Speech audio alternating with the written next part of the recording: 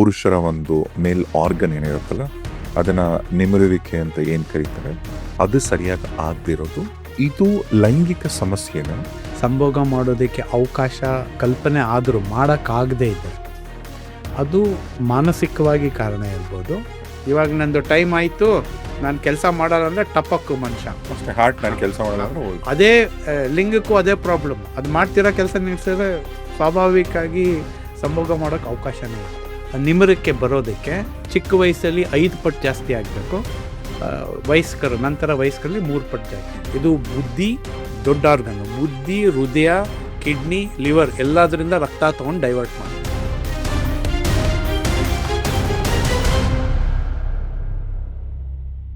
ಇವತ್ತು ನಮ್ಮ ಪಾಡ್ಕಾಸ್ಟ್ ಇರ್ತಕ್ಕಂಥ ನಮ್ಮ ವಿಶೇಷ ಅತಿಥಿಗಳು ಡಾಕ್ಟರ್ ಮೋಹನ್ ಕೇಶವಮೂರ್ತಿಯವರು, principal director Fortis hospital, doctor urologist, uro oncologist, uro gynaecologist, andrologist, transplant and robotic surgeon.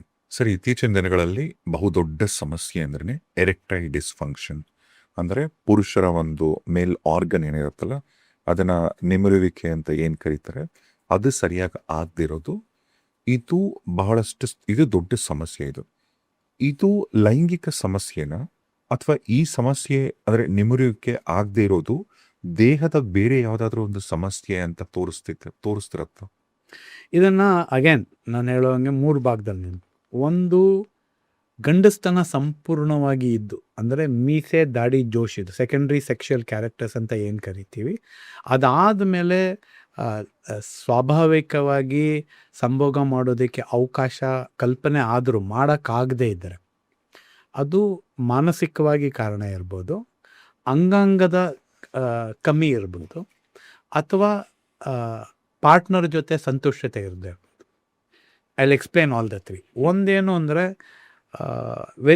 ತುಂಬ ಸ್ವಾರಸ್ಯಕರವಾದ ವಿಷಯ ಅಂದರೆ ಹೃದಯ ಮತ್ತು ಮೇಲ್ ಆರ್ಗನ್, ಗಂಡಸಿನ ಆರ್ಗನ್ ಏನಿದೆ, ಇವೆರಡಕ್ಕೂ ಗೆಹರವಾದ ಸಂಬಂಧ ಇದೆ. ಹೃದಯಕ್ಕೂ ಮತ್ತೆ ಮೇಲ್ ಆರ್ಗನ್ಗೂ. ಯಾಕೆ ಅಂದರೆ ಎರಡೂ ಆಕ್ಸಿಜನೇಟೆಡ್ ಬ್ಲಡ್, ಲಬ್ಬು ಡಬ್ಬು, ಸಿಸ್ಟೋಲ್ ಡಯಾಸ್ಟೋಲ್ ಇದೆರಡೇ ಅಂಗಾಂಗಕ್ಕೆ ಗಂಡಸಿಗೆ ಬರೋದು. ಉಳಿದಿದ್ದ ಎಲ್ಲ ಅಂಗಾಂಗ ದೇಹದಲ್ಲಿ ಸಿಸ್ಟೋಲಲ್ಲಿ ಆಕ್ಸಿಜನೇಟೆಡ್ ಬ್ಲಡ್ ಹೋಗುತ್ತೆ, ಡಯಾಸ್ಟೋಲಲ್ಲಿ ವಾಪಸ್ ತೊಗೊಂಡೋಗುತ್ತೆ. ಬಟ್ 2 ಅಂಗಾಂಗಕ್ಕೆ ಮಾತ್ರ ಸಿಸ್ಟೋಲಲ್ಲೂ ಆಕ್ಸಿಜನೇಟೆಡ್ ಬ್ಲಡ್ ಹೋಗುತ್ತೆ, ಡಯಾಸ್ಟೋಲಲ್ಲೂ. ಯಾಕೆ ಅಂದರೆ ಇವೆರಡು ಮಾಡ್ತಿರೋ ಕೆಲಸ ನಿಲ್ಸೋಕ್ಕಾಗಲ್ಲ. ಕರೆಕ್ಟ್. ಇವಾಗ ನಂದು ಟೈಮ್ ಆಯಿತು, ನಾನು ಕೆಲಸ ಮಾಡಲ್ಲ ಅಂದರೆ ಟಪಕ್ಕು ಮನುಷ್ಯ ಅಷ್ಟೇ. ಹಾರ್ಟ್ ನಾನು ಕೆಲಸ ಮಾಡಲ್ಲ ಅಂದ್ರೆ ಹೋಯ್ತು. ಅದೇ ಲಿಂಗಕ್ಕೂ ಅದೇ ಪ್ರಾಬ್ಲಮ್. ಅದು ಮಾಡ್ತಿರೋ ಕೆಲಸ ನಿಲ್ಸಿದ್ರೆ ಸ್ವಾಭಾವಿಕವಾಗಿ ಸಂಭೋಗ ಮಾಡೋಕ್ಕೆ ಅವಕಾಶನೇ ಇರಲ್ಲ. ಸೊ 2 ಇದು. ಆದರೆ ಹಾರ್ಟು ಮೇನ್ ಬಸ್ ಸ್ಟಾಪ್, ಇದು ಕತ್ತೂರುಗುಪ್ಪೆ 5 ಬಸ್ ಸ್ಟಾಪ್ ದೂರ. So what ever affects the heart will affect the male organ. Okay. So anybody unhappy in bed 40 ವರ್ಷಕ್ಕಿಂತ ಕಮ್ಮಿ 3 ಜನದಲ್ಲಿ ಒಬ್ಬರಿಗೆ ಗೊತ್ತಿಲ್ಲದೆ ಇರೋ ಹಾರ್ಟ್ ತೊಂದರೆ ಇರುತ್ತೆ. ಅದಕ್ಕೆ WHO ಕ್ರೈಟೀರಿಯಾ ಇದೆ. Ability to perform as a man is essential for good heart health. Perform ಮಾಡೋಕ್ಕಾಗದೇ ಇದ್ದರೆ ಹೃದಯದಲ್ಲಿ ಏನೋ ನ್ಯೂನ್ಯತೆ ಇರುತ್ತೆ, ನೀವು ಟೆಸ್ಟ್ ಮಾಡಿದ್ರೆ 3 ಜನದಲ್ಲಿ ಒಬ್ಬರಿಗೆ ಸ್ಟೆಂಟ್ ಹಾಕ್ಸ್ಕೊಳ್ಳೋ ಅವಶ್ಯಕತೆ ಬೀಳುತ್ತೆ. ಸೊ ಇದೆರಡು ಗೆಹರ ಸಂಬಂಧ, ನಂಬರ್ 1. ಇನ್ನೊಂದು ಗೆಹರ ಸಂಬಂಧ ಏನು ಅಂದರೆ, ಸಾಧಾರಣವಾಗಿ ಲಿಂಗ ಏನಿರುತ್ತೆ ಮಲ್ಕೊಂಡಿರುತ್ತೆ ಅಥವಾ ಶಿಶ್ನ ಏನು ತನ್ನ ಪಾಡಕ್ಕೆ ತಾನು ಇರುತ್ತೆ, ಅದು ನಿಮಿರಕ್ಕೆ ಬರೋದಕ್ಕೆ ಬೇಸ್ ಲೈನ್ ಫ್ಲೋ ಏನಿದೆ ಚಿಕ್ಕ ವಯಸ್ಸಲ್ಲಿ 5 ಪಟ್ಟು ಜಾಸ್ತಿ ಆಗಬೇಕು, ವಯಸ್ಕರು ನಂತರ ವಯಸ್ಕರಲ್ಲಿ 3 ಪಟ್ಟು ಜಾಸ್ತಿ. ಹೆಂಗಾಗುತ್ತೆ?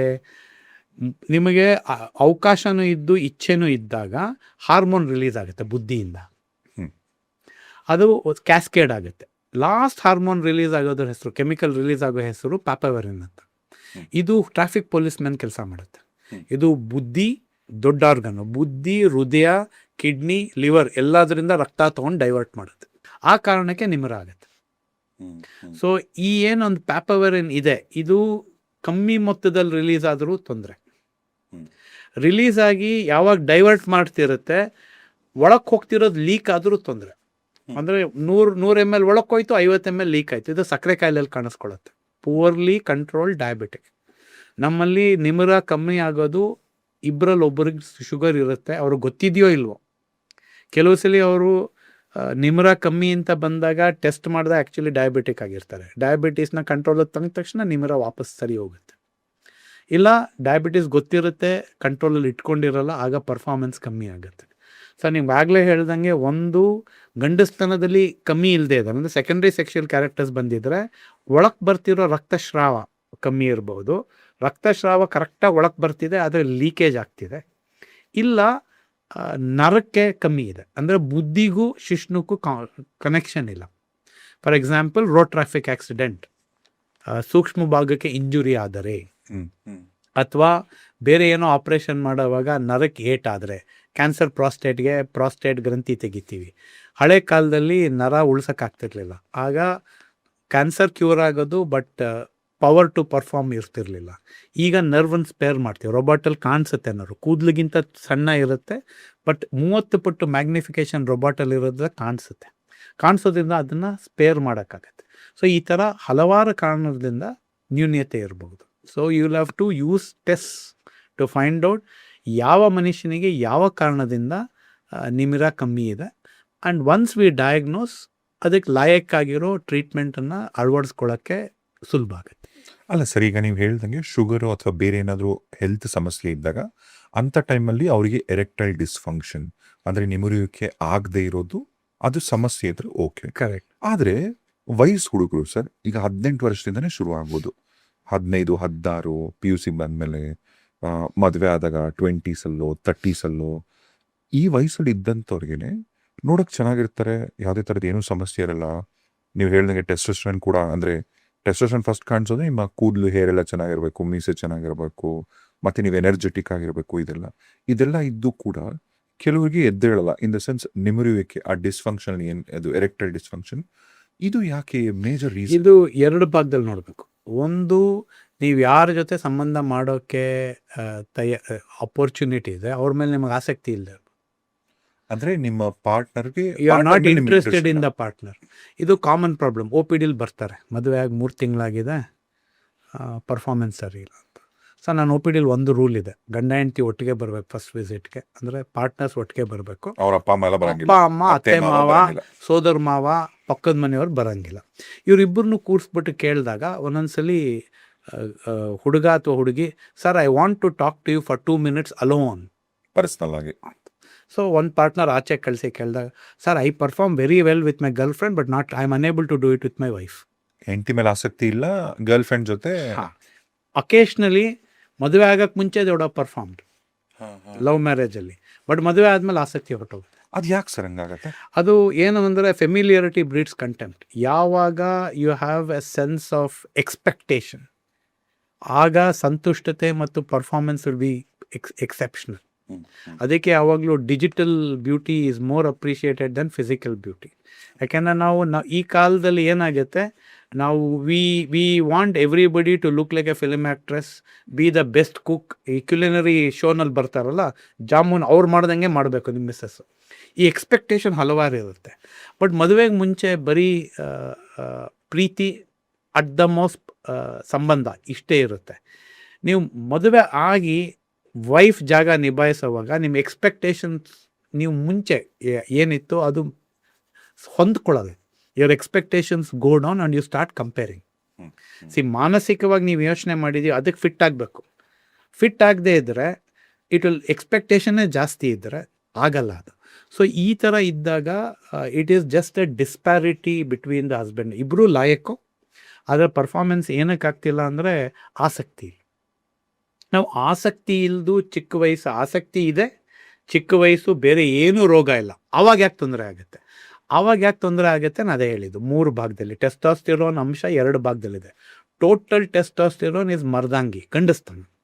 ಫ್ರೀ ಟೆಸ್ಟೋಸ್ಟೆರೋನ್ 1000ನೇ 1 ಭಾಗ, ದಟ್ ಈಸ್ ಪರ್ಫಾರ್ಮೆನ್ಸ್.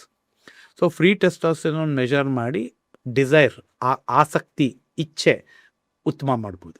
ಅಥವಾ ನಾ ಆಗಲೇ ಹೇಳ್ದಂಗೆ ಇಚ್ಛೆ ಬಂದಾಗ, ಅವಕಾಶ ಇದ್ದಾಗ ರಕ್ತ ಫ್ಲೋ ಇಂಪ್ರೂವ್ ಆಗಬೇಕು. ಈ ಫ್ಲೋ ಇಂಪ್ರೂವ್ ಆಗೋದ್ರಲ್ಲಿ ಫ್ಲೋ ಬರದೇ ಇದ್ದರೆ ಆನ್ ಟೈಮ್ ಒಂದು, ಅಥವಾ ಬಂದ್ಬಿಟ್ಟು ಲೀಕೇಜ್ ಆದರೆ ಒಂದು. ಸಕ್ಕರೆ ಕಾಯಿಲೆ ಅಲ್ಲದೇನು ಹಲವಾರು ಕಾರಣಗಳಿದೆ, ಹಂಗಾಗ್ಬೋದು. ಲಾಸ್ಟ್ ಪೋರ್ಷನ್ ಇಸ್ ಯಾವುದಾದ್ರು ಕಾರಣಕ್ಕೆ ನರ್ವಿ ಎರಿಜೆಂಟಸ್ ಅಂತ ಏನು ಕರಿತೀವಿ, ಬುದ್ಧಿಗೂ ಶಿಶ್ನಕ್ಕೂ ಕನೆಕ್ಷನ್ ಅದು. ಅದರಲ್ಲಿ ಏನಾದ್ರು ನ್ಯೂನ್ಯತೆ ಇದ್ದರೆ ಫಸ್ಟ್ ಕ್ಲಾಸ್ ಗಂಡಸು, ಬಟ್ ಪರ್ಫಾರ್ಮ್ ಮಾಡೋದಕ್ಕೆ ಆನ್ ಟೈಮ್ ಆಗೋದಿಲ್ಲ. ಇದೆಲ್ಲ ಬಿಟ್ಟು ಪರ್ಫಾರ್ಮ್ ಮಾಡೋಕ್ಕಾಗತ್ತೆ, ಬಟ್ ಬೇಗ ಕೆಳಗೆ ಬೀಳೋದು, ಪ್ರಿಮೆಚ್ಯೂರ್ ಇಜಾಕ್ಯುಲೇಷನ್ ಅಂತ ಕರಿತೀವಿ. ಇದು ಆಂಗ್ಸೈಟಿ ಪರ್ಫಾರ್ಮೆನ್ಸ್. ಮೂವಿಲೋ ಫ್ರೆಂಡೋ ಹೇಳ್ಬಿಟ್ಟಿರ್ತಾರೆ ಹಿಂಗಾಗುತ್ತೆ ಹಂಗಾಗುತ್ತೆ, ಅದು ಸುಳ್ಳು. ಆ ಥರ ಆಗೋದಿಲ್ಲ. ಆ ಥರ ಇದ್ದಾಗ ಆಂಗ್ಸೈಟಿ ಪ್ರಾಬ್ಲಮ್ ಆಗುತ್ತೆ. ಕೆಲವು ಸಲ ಗಂಡ ಹೆಂಡತಿಗೆ ಯಾವ ರೀತಿ ಸಂಬಂಧ ಬಳಸಬೇಕು ಅಂತ ತಿಳುವಳಿಕೆ ಇರೋಲ್ಲ. We don't have good sex education in our schools. So ಆ ಕಾರಣಕ್ಕೆ ತಿಳುವಳಿಕೆ ಇರೋಲ್ಲ. ಸೊ ದೊಡ್ಡೋರು ಯಾರು ಫ್ಯಾಮಿಲಿಲಿ ಇದ್ದಾರೆ ಅವ್ರಿಗೆ ತಿಳುವಳಿಕೆ ಕೊಡೋ ಅವಕಾಶ ಇರುತ್ತೆ. So 1 in 10 couples who come to me just need counseling or what is natural behavior between a man and a woman. 1 in 10. And then they need nothing else. So just OPD counseling. You are a man, she is a woman, this is the expectation. When you sell this concept to them, they go back satisfied. And 10 ಜನದಲ್ಲಿ ಒಬ್ಬರಿಗೆ ಮಾತ್ರ, 10 ಇಲ್ಲ sir, 100 ಜನದಲ್ಲಿ ಇಬ್ಬರಿಗೆ ಇಲ್ಲ 3 ಜನಕ್ಕೆ ಮಾತ್ರ ಶಸ್ತ್ರಚಿಕಿತ್ಸೆ ಅವಶ್ಯಕತೆ ಬೀಳುತ್ತೆ. 50 ಜನಕ್ಕೆ ಕೌನ್ಸಿಲಿಂಗು ಮೆಡಿಸಿನ್ ಅವಶ್ಯಕತೆ ಬೀಳುತ್ತೆ. ವ್ಯಾಸ್ಟ್ ಮೆಜಾರಿಟಿ ಕೌನ್ಸಿಲಿಂಗ್ ಬಿಟ್ಟು ಏನೂ ಬೇಕಾಗಲ್ಲ. So it will be a disparity in expectation or disparity in understanding. ಈ ಕಾರಣಕ್ಕೇನೆ ಈ ಏನು ನಿಮಿರವಿದ್ದು ಸಂಬಂಧ ಲಾಯಕ್ಕಾಗಿ ಮಾಡೋಕ್ಕೆ ಅವಕಾಶ ಕಲ್ಪನೆ ಆಗಲ್ಲ.